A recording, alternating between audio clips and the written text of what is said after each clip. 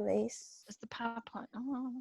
Okay, please send me. Might continue and you're yeah, that's fine. That's fine. Yes, you can admit people now.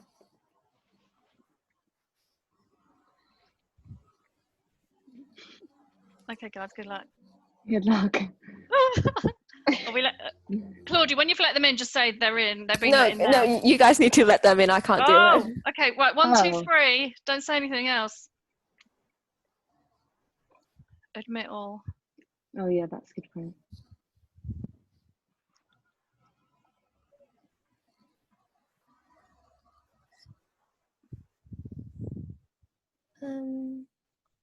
Thank you all for joining us. Presume that whoever's joined is now in. Welcome to our new webinar. Basically, we will be recording this, so hopefully that will be helpful. We seem to be going through all the slides, but we will start with the first one.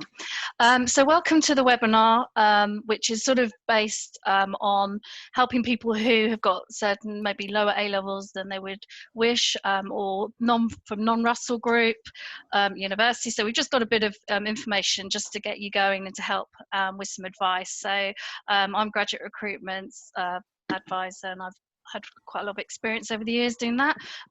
Ellie Mullins, Aspiring Solicitor and Inspirational leader, will be talking to you about some of her A-level grades that she that were a little bit lower than she expected, but she's working very hard towards changing that.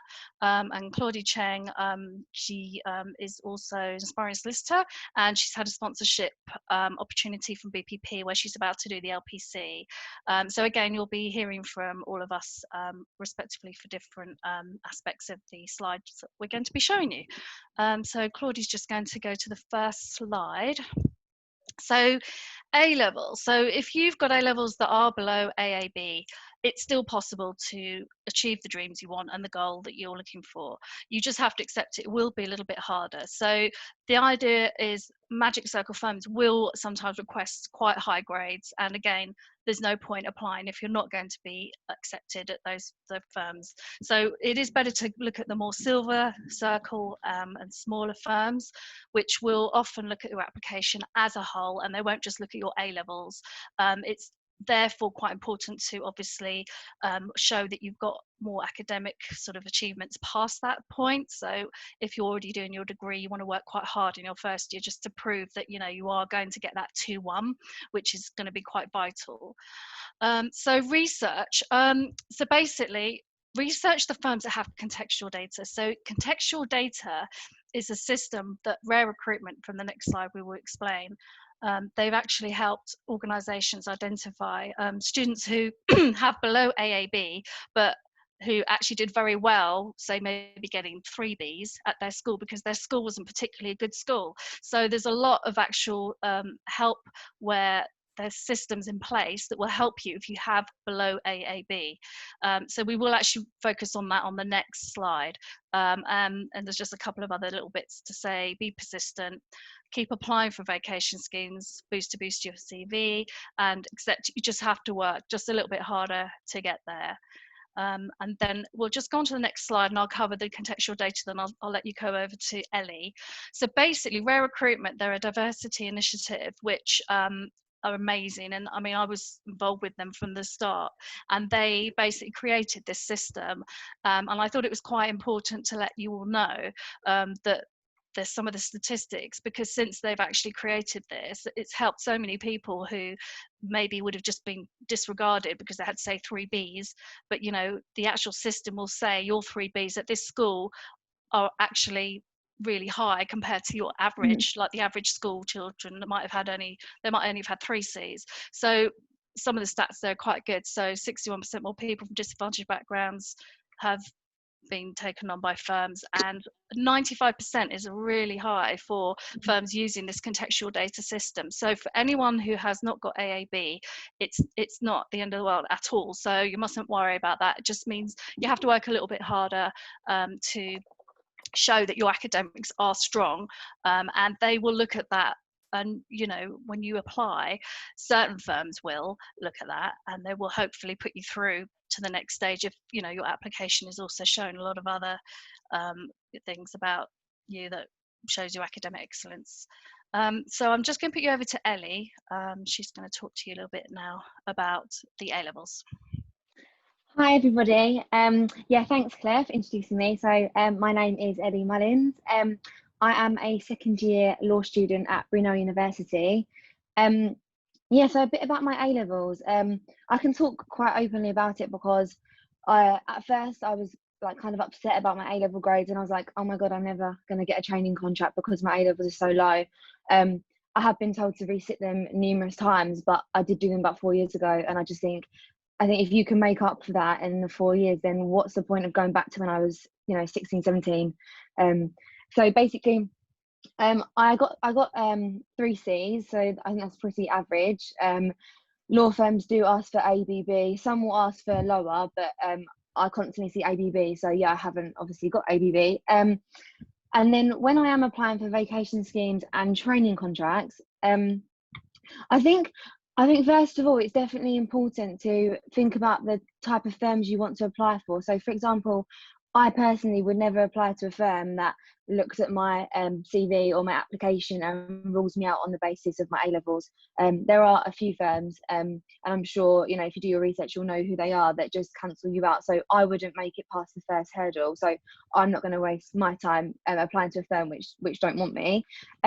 So first of all, in terms of research, I definitely research the firms that are really, really big on diversity and inclusion.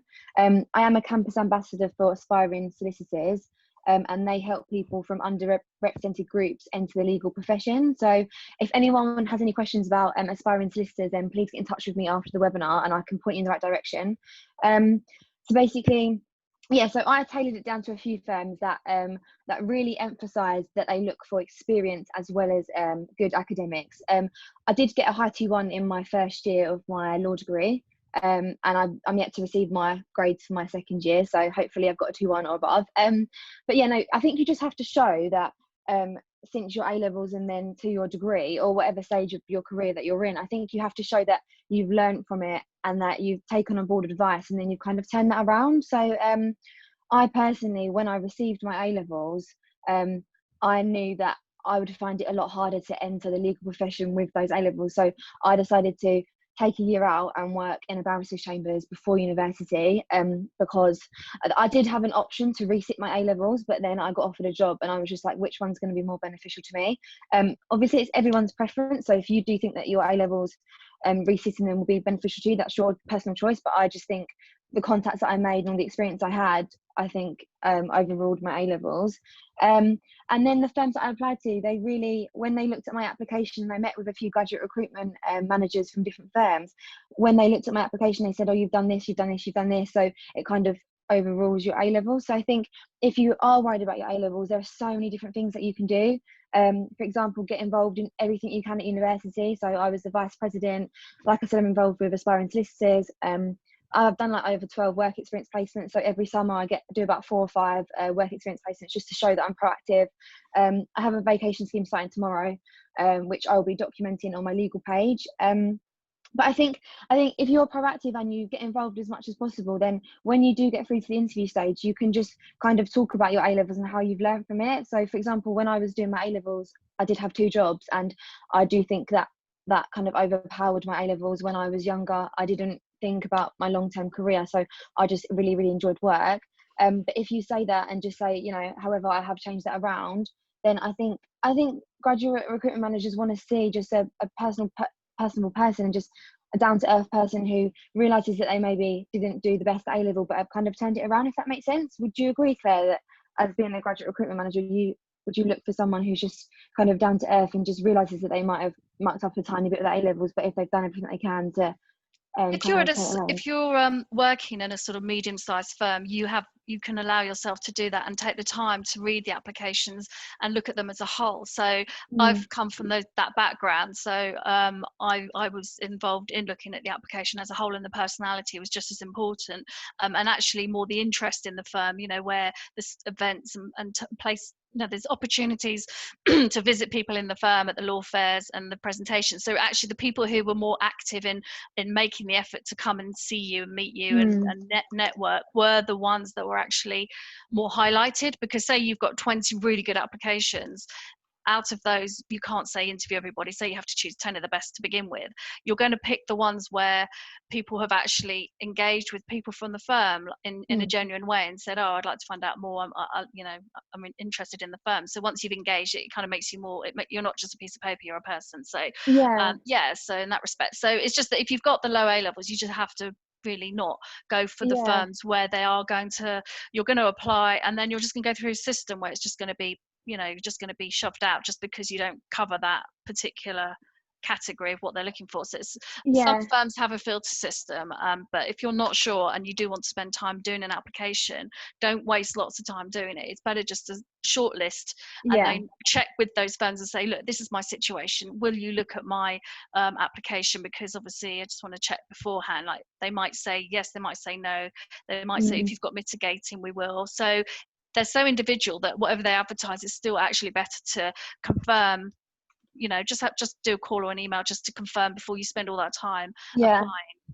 No, I completely agree. I've just seen Maisie ask the question, did you call graduate? So basically, I'll quickly just answer this. For my vacation scheme coming up, I did have a coffee with the graduate recruitment manager, just to make sure. I told her about my A-levels and I said, is there any point in me applying? Will you accept me if I've got these A-levels? And she just confirmed that they look at the application as a whole. So I definitely knew that was a firm that I was going to spend getting to know. And also I just want to point out that for the vacation scheme, I have had about 6 coffees with different people. I've been having non-stop calls these past few months with constant different people to make sure that when I'm on the vacation scheme, I have a lot of contacts and I can go to people. So if anyone has a vac scheme coming up or wants to increase their chances, I definitely think the more people you know, the better the insight you can get from the firm. And sometimes, well, speaking to trainees at the firm which I've got a back scheme at, they give me an insight into their work which I would never get from a website. Some of the things I've been told and that I now know don't say, and it's not on the website, if that makes sense. So I think just broaden your connections and network, and just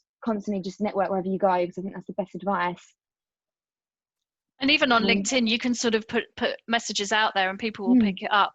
And maybe with furlough, people have got more time as well. So if you've got any specific questions, you'd be surprised how many people will pick up and want to help. So I think LinkedIn's really picked up recently, actually. And I've picked up things where I thought, oh, someone needs my help, I'll send them something or put them in the right direction. Or sometimes people have been worried about their A-levels and I've connected them with Ellie. So that's been quite good. So it's been quite a good little networking system that we've had. So this is why we're here today, to be honest. Yeah, no, exactly. A trainee's best asked. I think, sorry, I'm just going to answer Maisie's question again. A trainee's best asked. I find speaking to trainees very useful because they've recently been through the process, and I think trainees love to help people because they were once in your position. So every trainee that I've reached out to has got back to me straight away. I mean, I don't know if that's just luck, but they've been so helpful. So I definitely would just message as many people as you can. All you're going to get is you're going to be ignored or you're going to be told no. Do you know what I mean? What's the worst that can happen? I think I reach out to everyone who I have an interest in. I just send them a message on LinkedIn or an email, and most of the time they do have time to get back to you if you thought through your questions and you've actually showed genuine interest, Okay, well, we can move on to the next slide and we can always stick to similar conversations. But let's just look at the Russell Group universities. So do firms only recruit from these universities? And the answer is no, they really do not.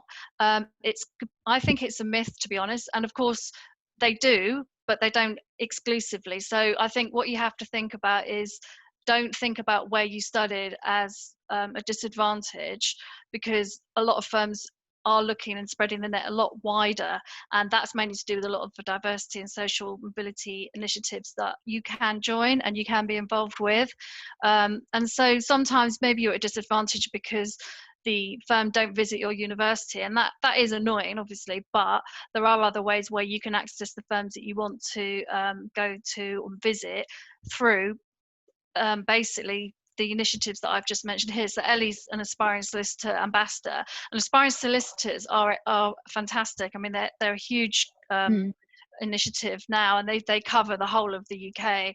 And if, say, basically firms, I mean, personally it's happened to me, so a firm would like say you find you're only getting sort of applications from Bristol and Oxford and Cambridge. So what we did over the years when I used to work at Travers Smith, we would say we want to actually target people where we wouldn't normally go to do a law fair. So you could actually have an Aspiring Solicitors event where you would target certain universities that you would not normally have applications from.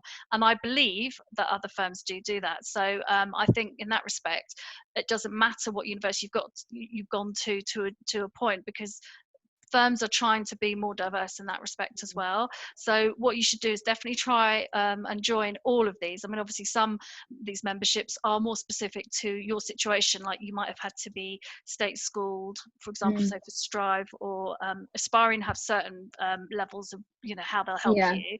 And Bright Network actually is brilliant, because they're more if you do have the right A levels, but that's why they call Bright Network, but they're open to everybody, and actually about 40% of their hundreds of thousands of members are actually from diverse backgrounds. So they're a little bit more open to everybody, but they have had some amazing virtual opportunities for you know, learning various things, because they deal with lots of different firms, not just law firms, but they did do some law firm commercial law, I think, virtual events. So Bright Network, I mean, just go to all of these, they're brilliant. And a new one on my radar really is Upreach. So they're like a charity, but they also do a lot of opportunities and I don't think they're that well heard of, so they are definitely worth all checking, just to see if, you know, they can help you. So in that respect, of course, Russell Group universities are good, and for those who've been to them, it's good to have been to one, and yes, it probably maybe gives you a little bit of an extra, oh, they went to Bristol, they went to Oxford, but then some of these universities are harder to get into, so you have shown already a certain academic excellence to get to there, so that's not a bad thing, because obviously you don't want to discount someone who's been to, so you have to be fair. So if someone's been to Bristol, fantastic. If someone's been to, say, Loughborough, it's maybe a bit harder, but you know, you can still get a good degree, and you can still prove yourself, and you can still get to the firm that you want to get to. And just one point, if there's certain firms that you really want to go to, what you should do is go on their website and look and see the list of trainees they've got, and look at where they've come from. You look at the list of the universities, they'll nearly always mention the trainee, a little bit about them, and where they studied. So you can see for yourself the range of different universities that they've been to, and then that will answer your question. Then you don't need to think, oh, I'm not going to apply there because they probably won't want me. Well, do the research, check, and then if you know that there's, you know, a diverse kind of range of universities, that's not the sort of firm that are then saying you're not Russell Group. So sometimes people tend to go, oh, Russell Group, I'm not Russell Group, you know, forget it. So it's a case of not listening to what other people say, finding out for yourself and doing the research. And then I think there was something else I was going to put. And actually the Russell Group's quite a large list of universities. You'd be surprised, they keep adding to it. So so they're so I think I've covered that, so I can put you back over to Ellie. I mean, with Aspiring Solicitors, I just want to touch upon them again, because I can't emphasize how much they've helped me. And I know that someone said on the chat, as the AS Ambassador's application require A-level requirements, how did you end up securing a place? Do you know what? It was about a year ago, and I think I must have emailed Chris, you know, the founder, or I must have just emphasized my interest in it or something like that. And then they didn't really, I told them I didn't have the required A levels, but I said I got a high 2-1, and it was conditional on getting a 2-1 in my first year of my degree. So although I didn't get the A levels, they said it's as long as I get a 2-1 in my first year. And I think Aspiring Solicitors, I wouldn't be here now without them, because I've got like a Barclays legal scheme coming up with them. They put me in touch with the vacation scheme. So if you are involved with them, or anyone just wants to be involved, please do message me, because they honestly, they help, like they will try and help you if you do meet the requirements. There are certain requirements. I won't go through them now because they're on the website. But if you do reach them, then they are an amazing organisation, because they just help so many people. I'm sure you see it all over my LinkedIn and everything, but they've just constantly been expanding. So I think like over the past year they've just got bigger and bigger, and now they're in partnership with so many different firms. So there really is a fit for everyone. It's not just kind of one size fits all, which is really, really lovely. And then just in terms of, again, A levels and not going to Russell Group University, when I first started, I did think it was very daunting. I used to go to a lot of networking events, and I used to be the only one from a non-Russell Group University just standing there, and I was like, I feel so out of place. but then as I attended more networking events, I constantly saw the same people, and then you just kind of talk to them, and then you make friends. Some of my good friends I've met at networking events, strangely, which is really, really lovely. And I think the first networking event can be very, very daunting. I often get messages saying what questions to ask and how do you pluck up the courage to go to the first event. But I think literally just fake it until you make it. You just got to walk in and act confident. Like, even if you're not, just go in and just tell yourself you're going to be confident, and then you'd be surprised, like, your conversations. And once you get going, you realize that they just are normal people. Once you speak to grad recruitment or a trainee or a partner, when you're speaking to them, they literally are just normal people, and I don't think they want you to look at them and be kind of scared and be like, oh, they're just looking for a normal person to kind of get along with. I think. Do you agree, Claire? It just Definitely. I think, again, it's a lot of what people expect, or they have this myth idea. They're like, I'm not what they're looking for. I'm not good enough. I don't know what. But if you've got the confidence to know that you're going to reach that point, you just have to just talk to people, like you say, like in any normal sort of social situation, and just not even worry too much about what you're going to ask. You just say, this is what I'm doing and this is what I'm looking to do. Sometimes I've spoken to people that haven't got any idea what firms they want to apply to, and in which case I'd normally just say, well, you've got plenty of time, take your time. Sometimes people feel like there's a massive rush on and they've got to like sort out their career ASAP, and there's an issue, I think, where people compare themselves to other people all the time, and they hear what other people say, and it's such a mistake. It's a bit like anything in life, isn't it? You can always compare yourself to what everyone else is doing and other people, but I think you just have to be ready when you're ready. Sometimes I've spoken to people where they like, I wasn't ready to do anything, and 2 years after into my law degree, I didn't want to actually start applying. And again, don't feel the pressure. It's fine. Firms want you to be ready, and you won't be accepted if you don't come across as ready. Some people will take a year out, and that's encouraged. So I think put less pressure on yourself. Give yourself the time to know what direction you want to go in as well is really important. Yeah, no, I completely agree. I think during lockdown, especially, like imposter syndrome and stuff like that, because everyone has a lot of time on their hands, like the legal Instagram kind of network, it's really, really great, but also there's so many accounts, and I often sit there sometimes and I compare myself, and I'm like, oh, I haven't got a training contract yet, or I haven't got free vacation schemes, because I constantly see people get like 5 vac schemes. I'm just like, oh my god, how are they doing that? Like, I'm happy for them, but how? Like, do you know what I mean? And then it's just like, it is very, very toxic. And what I've learned is, when you're ready, you'll be the right fit for like the firm, and then you'll get it. Like, everyone will get there eventually. It really doesn't matter if you don't get a vacation scheme. Like, at the start of my second year, I was like, I want a vacation scheme my second year. If I don't, like, literally my career's over. And it was so stupid, that mentality. And now I've realised, even if I don't get the training contract this time, I'll hopefully get it next time or after I finish. So I think really it's your own personal journey, and just don't compare yourself to anyone, because you really don't know everyone kind of posts their achievements, but no one posts their rejections, and you don't actually see how much hard graft has gone into it. So just don't underestimate kind of the journey that you're on, and just I think just enjoy it as well, because we're only young once as well. What I've realized is, like, I'm not going to be 21 forever, so I might as well kind of enjoy what I'm doing and just go along with the flow, and just your life is the journey, basically. So if you make it just a complete struggle the whole time, there's enough things that we will have to get through to make life easy. Well, so the whole career thing, try and make the most of it in a good way. We can always come back to some of these topics if anyone wants to put any more messages, but we'll just go through the slides just so we've covered everything, and then you know what we were kind of going to cover. I've done an article which a lot of people have read, actually, and it's just about grammar and content. I've just, every application I've helped, I've come across basically instances where there's just so much information written where it can be condensed, and obviously if you're stuck to 300 or 400 words and you've got a lot of content, there's a case of having to cut it right down. Obviously, maybe if you don't find that happens to you, you can be a little bit more flowery with how you want to say things. But I've got an article, if you want to ask me, I can send it over to you, unless you can pick it up, I'm not sure, from my LinkedIn page. But basically, it is quite important, because graduate recruiters and people reading the applications, they want to find out what you have to say in a short, sharp sort of sentence, really, in a way where you're not kind of going through. Actually, we just go back to the last. That's it. So basically, these are actual proper examples of what people have said, and it's just without going into too much detail, but if you read the first sentence, as a manager, I needed to manage and support respondents in the survey. This allowed me to gain experience in problem solving. For example, the survey took place during Christmas and some of the respondents have experienced technical issues. However, I was not able to reach my manager. She was on holiday. Therefore, I needed to resolve the issues by myself, such as suggesting they use another browser.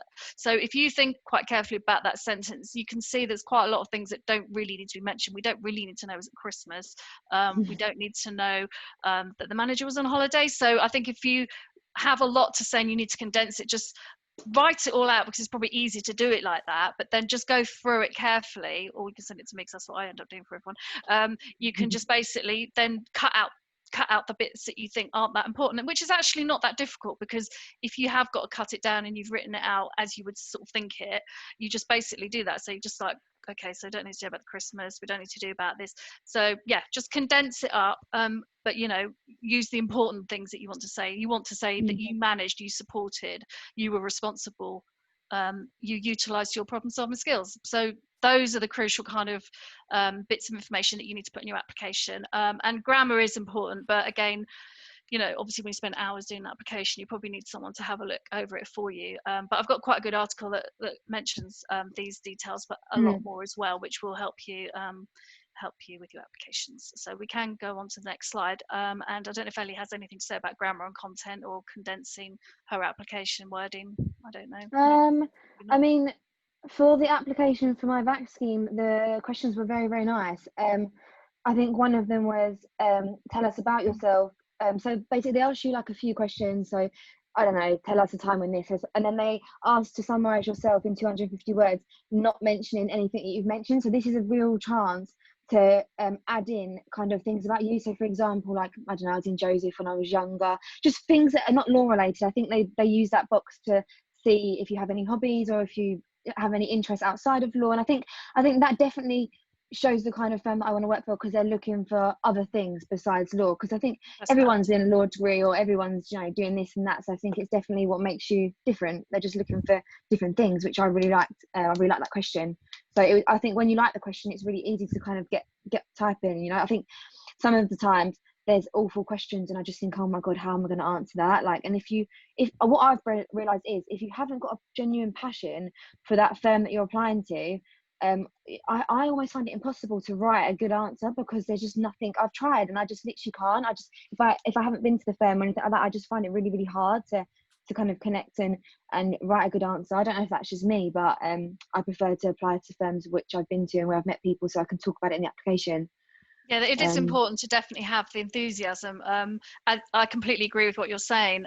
It's like when you're talking to someone about something that you're interested in, you can't fake it, really. You have to really mean it. And why would you want to? Because it is your career, so there's no point pretending, really. Yeah, but writing your applications, we'll just quickly go through this slide. So this is another thing. So obviously none of us are 100% confident, and we've all had times when we're very unconfident, and confidence grows with experience and all that. But however you do feel, you still actually need to make sure you sound confident on the application, because that's all they have to go by until they interview. So if you're doing your training contract application, you want to sell yourself as well as you can to get to that next stage, because you might sound less confident on your application and someone might read it and go, oh, why do you don't sound that confident, whereas once they've interviewed you, they probably would see that you are. So it's a case of trying to sell yourself to a point where you get to that stage to then have the interview. And if it means sort of boosting yourself a little bit, it's like having a good CV.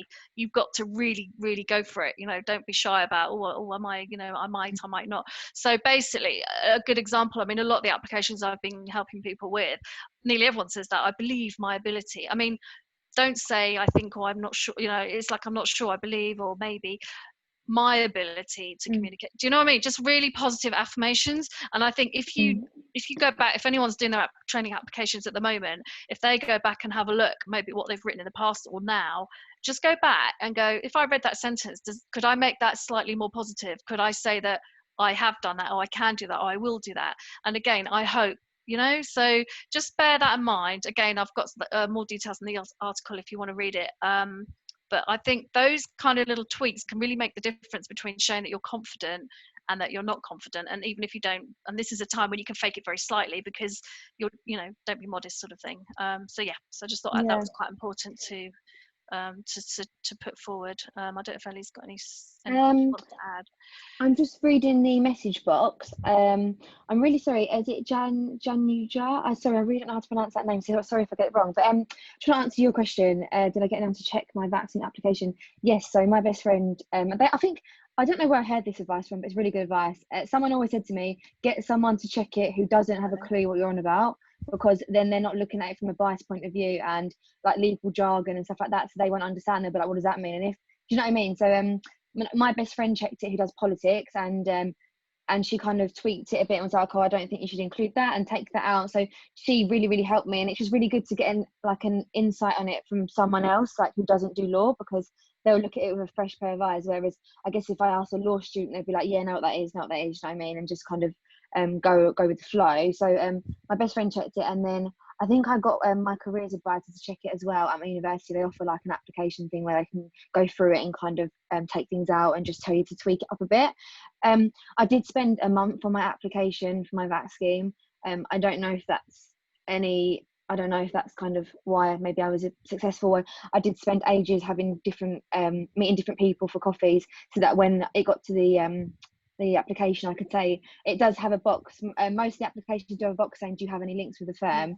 And I think that's so important. I think I put 2 or 3 names down, and now I can put about 10. So I think if you say, oh, I've met that person, or I've had a phone call, or I've reached out on LinkedIn and they said I can put their name, I think that from your point of view as well, you can talk about it, but I think it just makes a difference. Yeah, from a graduate recruiter's point of view, definitely it does. So yeah, basically you've made the effort to contact people and find out things, but if you're going to mention the name, just make sure you tie it into something specific, like maybe the area of law that you might talk about in your application. So it doesn't have to be in the cover letter, or it can be, but yeah, just sort of tie in who you met with a reason for it. And so that's great. Next slide, I think. Right, rejection, that's a horrible word, but don't worry, we have all been there, and it is horrible. So I just thought I'd put a bit of information there. So the first time you're rejected, you'll take it very personally. Of course, it is personal, it's horrible, and you will feel really like terrible, like your confidence just go whoosh, off it goes. But don't worry, everyone feels the same. We've all been there, and we'll all be there, and it will happen over numerous times, most probably. So the idea is the feedback. I know this is it's a difficult one, because if you're rejected just because they've got a system where your A levels were just looked at and they didn't have the contextual, for example, they might just put you through a system, because it depends. If they have like 10,000, like Clifford Chance probably have 10,000 applications a year, it might be different for them, I don't know, or they might have a different system. So that's why it's good to get feedback, because if you get something more generic where they just say, well, there was a lot of applications and just yours didn't quite make it compared to everybody else, then you'd have to feel quite so devastated. But if you are able to get something more specific, like they just say, I'm sorry, but we have a 2-1 minimum, and you got like, or 2-1 minimum, sorry, grades to date, for example. Some firms are a little bit particular. It's just finding out what the reason is, because then it helps with the rejection and how you know that you can move forward. Again, so the competition is high. The firms have filter systems, so just sort of try and ascertain the reasons why, if you can. If you've attended a vacation scheme and rejected, that is a little bit harder to take, because you were there in person for 2 weeks and they still didn't want you. So again, it might be that you didn't do well in the work you were provided with, in which case, I mean, when I worked at Travers, I used to provide the detailed feedback from all the sort of workshops and things that people did, and sort of put positives and negatives. It can be just quite small things. Maybe you didn't work well as a team, or maybe you just didn't work very hard on a certain negotiation or something. So it's just quite good to get that feedback, because you might find there's a pattern, and then you go, oh, you know what, I keep doing this wrong. Sometimes you can't see it in yourself. It's very difficult. So it's kind of like that sort of feedback from a vacation scheme is really important. And sometimes people might be too quiet. You might not have shown yourself. You might have been just like hiding in the corner. So you need to have a balance to sort of show the kind of person you are, because vacation schemes very much personality driven, really, because once you're on the scheme, you got there because your academics were good and they wanted to give you a try to see what you're like for 2 weeks. And then it's just that resilience thing. I mean, we all think, oh god, resilient, but it is just about I think you can have a day or two just if you're like, crap, and then hopefully you can pick yourself up quite quickly. I think being resilient is not letting yourself feel like awful, but it's picking yourself up very shortly afterwards. Like, don't dwell on it for like days on end. Have a couple of days and think about it, get your feedback, and then work through it, basically. Yeah, so I don't know if Ellie's got any suggestions based on that kind of. Yeah, I agree with everything you said. Rejection is like literally part of life, and I feel like if you are going into a career in law, you need to kind of like be used to getting rejected. I know that kind of sounds bad, but like you'll find that, I think I read this post on LinkedIn about this boy who got a training contract, but he was really open. He said 49 applications and it only takes one to succeed. So that really inspired me, because he didn't give up and now he's got a training contract. And like, I've been rejected and I can openly talk about it. So I went to an assessment centre, I won't mention the firm, but I got rejected due to a lack of commercial awareness. This was quite a few months ago. So then I didn't let that define me. I got really good feedback from them.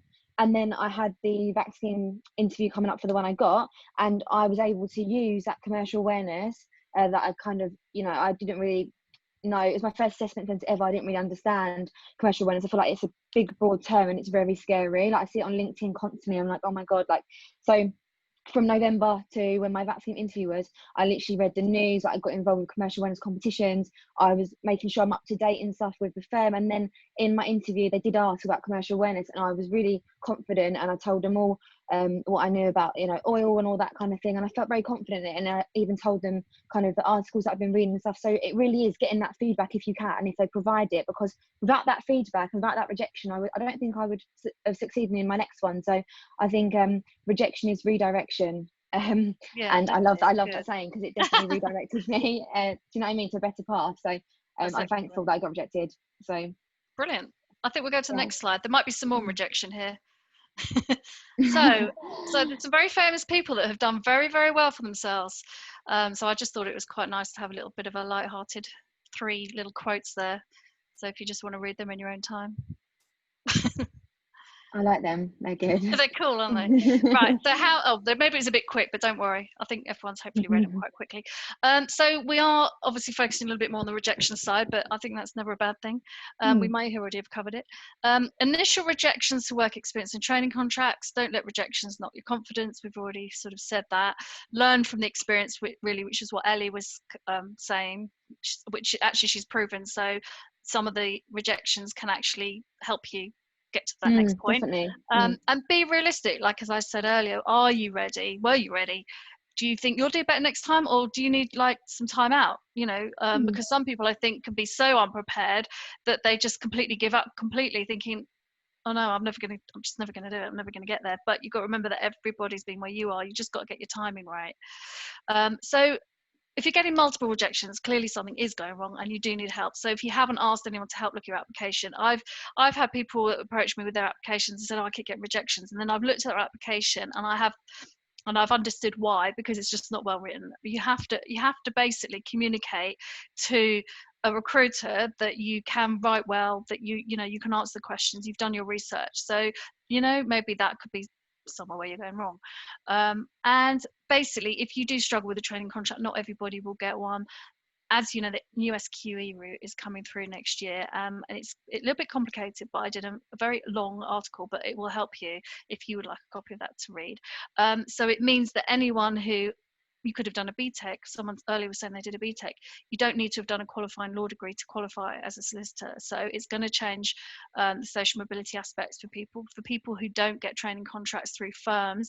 It's not necessarily going to be easy, because you're going to have to get your work experience through a firm yourself, and you will get that signed off. And obviously it should be slightly cheaper. You've got to pay for the qualifying, the SQE assessments. So there's a lot going on, but you have options, whereas people didn't have that option before. So so that'll be an interesting one to watch, but just bear in mind that it's always not lost. And then for some people, some people will do their training contract, they'll work for a few months and go, actually it's not for me. A lot of people do turn around, or they decide that it's just not the career they want. So don't always think, oh, solicitor route, barrister route, that's the only choice. There's so many other careers, and you can actually choose to go through those from after a law degree, GDL, the LPC. And again, all these things have come up. I did an article on that, but it's just it's quite good actually. I know the money's not as good, but I did quite a good graph showing all the money you can get. But there's some of them where you can literally go through at a certain point, and then you've only got to do a little bit more training. And some of them are quite specialist, like if you like tax, or you like to work for the government, or there's some really honestly really worth looking at that article, just to say, actually, I might apply for training contracts and I might apply for some of those careers as well, because there is a lot of competition, and it's not necessarily the be all and end all to a career in law. Okay, and I don't know if Ellie has anything else, but we probably did cover all the rejection, I think. Yeah. So we're happy to move to the next slide if Ellie is. Yeah. So Q&As. We were going to mention. Yes, carry on. Sorry, I saw a question about BTEC. You did. Yeah, I just want to briefly say something about that. So basically, I've done BTEC, one BTEC and 2 A levels, and I managed to get a FAC scheme before. So I also spoke to other recruitment team, and they don't really think BTEC, like if you've done BTEC, it doesn't matter, and it won't put you in a disadvantage, because they gonna see the UCAS point instead. So if you manage to get, like, I think now it's 136 or above, then that's fine. Yeah, but that is all I want to say. So yeah, carry on, Claire. Fantastic, don't worry. So we had some commonly asked questions that we were going to go through and list on these Q&As, but actually they're all the ones that we covered on all the slides, more or less. So that solved that one. Because I think people have the same sort of questions, really. So we hope that we have answered most of your questions, but we didn't know how long we would have with this webinar, and I think Claudie said we've got an hour. Is that correct, Claudie? Have we still got a bit longer, or is it 40 minutes? Yeah, we got another 15 minutes, I think. Brilliant. So what we'll do, we'll just answer now, which is great, because we weren't sure we'd have the time. So if you want to put your message in the box, we basically, until we run out of time, we're happy to answer your questions. I've just seen one saying, Ellie, are you considering applying to Magic Circle firm for your training contract? Do you know what? I haven't even thought about it. I don't think I would ever cross off certain firms unless I've been there. So the firms that I apply to, I've been in person. So I don't know. I don't know really. I'm going to wait and see if I get a training contract at the end of my vacation scheme, and hopefully I do. But if not, then I'm just going to have to apply next year and hope that I get something then. So I guess I'll have to go through that whole process again next year. But there was a recent post actually about Magic Circle firms requesting certain A levels. So if that's the way they're going, I mean, I was quite surprised. I don't know if that, I mean, I presume it is true. Like, I think there was some recruiters looking for, I don't know, there was a post anyway about A levels. So again, like Magic Circle, it's not, I mean, normally they recruit so many people. It's more ideal to go for Silver Circle or smaller firms if you want to be sort of more involved with the training. Claire, there's a question. What are the most common reasons for rejection as a former graduate recruitment manager? Most reasons for rejection, is this kind of at the application stage or after interview? At the application stage. Sometimes it's competition. So basically you might have say you've got to have 300 people that are going to be interviewed, and you've got to cut that down from like 800 applications. So you would definitely look at the people who have actually made an interest in attending events at the firm and met people, as much as the academics. So, you know, a lot of firms will go and have presentations at firms because they want to recruit from, you know, those universities. And basically they're looking for people who are interested, who are personable, you know, just meet the people from the firm and buy into the firm. So yeah, I mean, if you've not had any interaction, you haven't even attended a law fair, and you haven't even like had any interaction with that firm, it's quite a disadvantage, to be honest. Sorry. So then what about interviews? So for interviews, sometimes people well, I mean, I'm obviously talking from my experiences, from the feedback I used to receive. So I think people sometimes at interview, they might not answer the question very well, and it might be unlucky that they're asked a question where it is quite complicated. But a lot of the time, they're not looking for the right answer. So sometimes they try to catch you out because they just want to know that you can hold your own argument. As you know, there's often grey areas for things. It's not always a right or a wrong. But if you believe that what your angle on a certain question is correct, if it's correct or not, if you have an argument to back it up, that's what they're looking for. So they're looking for you to be able to have a discussion on a topic that that they can ask you questions about, and you can answer really confidently about your, whereas a lot of people just be like, I don't know, I've changed my mind, or I see your point, so you can't do that. So you've got to be quite confident in the way you answer your questions. But again, I think, the first few times people experience that, it is really difficult, and then you need that experience to think, oh, is that what I'm going to be asked? So it can be quite hard. I mean, sometimes on a vacation scheme you might just not have to have an interview, so sometimes you can just be offered and they won't do that. They won't actually put you through that sort of situation again. So that can depend as well. But yeah, I think really for interview, you just got to show that you kind of know what you're talking about. So it's almost like, again, you can't really fake it at that point. You do have to really have a good idea about what you're talking about, and you just have to show you are quite confident in what you can say and how you can put an argument forward, and how you can stick to your guns on it. Because if you just agree with them, they don't want that. Could I answer a question? Please do. Because I talk about this quite a lot, but Benisha, sorry if I pronounced that wrong again, but you just said, what type of experiences did you get involved in during the summers to override your A-levels? So I think it is really important to get a mix of everything. So even though I don't want to do criminal law or family law, I have tried both. And in my interview, or I've been to a couple of interviews now, and they always bring up why commercial law or why real estate. And I always say, oh, well, I've tried family, I've tried criminal, I've tried immigration. If you can show that each year you've kind of tried something different, that's it. I think, I mean, if I'm wrong, tell me, Claire, but I think graduate recruitment like it when you've tried things and you can say, oh, I've tried that and I don't like it, because Oh, completely, because they don't want to have you, they don't want to pay thousands and thousands of pounds for them to turn around and go, oh, actually, after my 2-year training contract, I've decided I want to go off and do something else.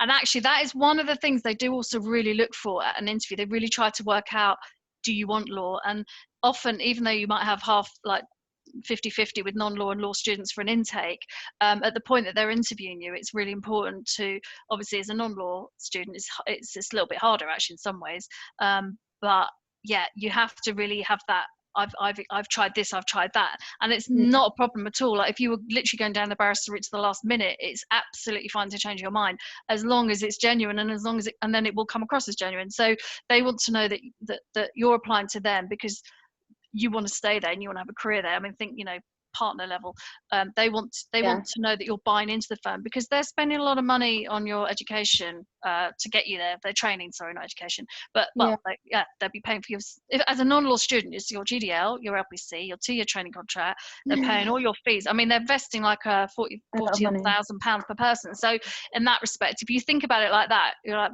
yeah, they probably do want to try and find the right person. So the right person sort of stems from them making sure that you do want to do law in that firm and you've applied to them for the right reasons. Yeah, and I definitely think, I mean, if you asked me a year ago what law I wanted to do, I think it would have been more client-based, for example, like one-on-one. And then it wasn't until in my second year I'd done a bit of paralegal work in a real estate firm, and I studied land law, and I've done some mini pupilages in property chambers. I don't want to be a barrister, but I definitely, that's another thing I'd say.